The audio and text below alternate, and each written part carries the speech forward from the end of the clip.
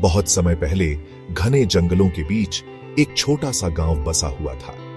इस गांव का नाम था हरियाली।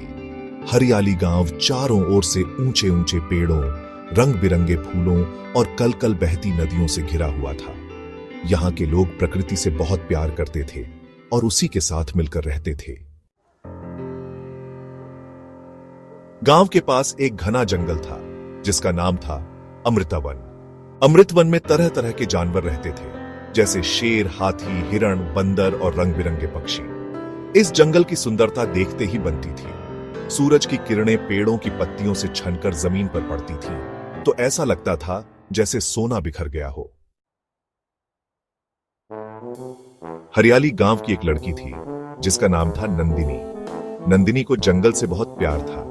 वह अक्सर अमृतवन में घूमने जाती थी और जानवरों से दोस्ती करती थी।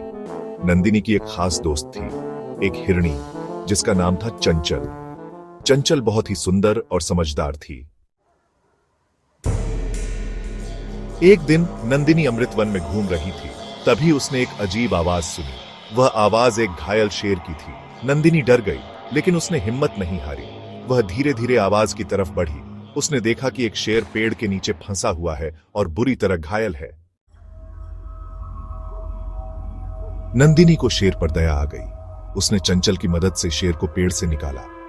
शेर बहुत कमजोर था, इसलिए नंदिनी उसे अपने घर ले गई और उसकी देखभाल की। कुछ दिनों में शेर ठीक हो गया।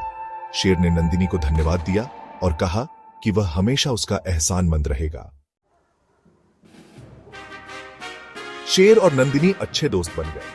शेर अक्सर नंदिनी से मिलने आता था और दोनों जंगल में घूमते थे। नंदिनी ने शेर को राजा नाम दिया। राजा बहुत ही शक्तिशाली था, लेकिन वह बहुत ही दयालु भी था। एक दिन गांव में एक शिकारी आया। शिकारी जानवरों का शिकार करता था और उनके अंगों को बेचता था। शिकारी ने अमृतवन के बारे में सुना था और वह वहां जानवरों का शिकार करने आया था। नंदिनी को शिकारी के बारे में पता चला तो वह बहुत दुखी हुई। उसने राजा को सारी बात बताई। राजा गुस्से में लाल हो गया। उसने शिकारी को सबक सिखाने का फैसला किया। अगले दिन जब शिकारी जंगल में आया तो राजा और उसके दोस्त जानवरों ने उसे चारों ओर से घेर लिया। शिकारी डर गया और भागने लगा। राजा ने शिकारी को पकड़ लिया और उसे गांव वालों के सामने पेश किया। गांव वालों ने शिकारी को समझाया कि जानवरों का शिकार करना बहुत गलत है। शिकारी को अपनी गलती का एहसास हुआ और उसने वादा किया कि वह कभी जानवरों का शिकार नहीं करेगा।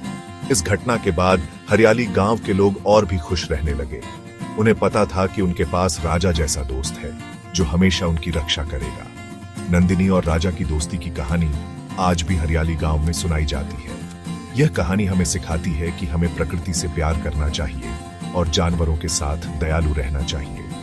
प्रकृति हमारी सबसे अच्छी दोस्त है और हमें हमेशा उसकी रक्षा करनी चाहिए।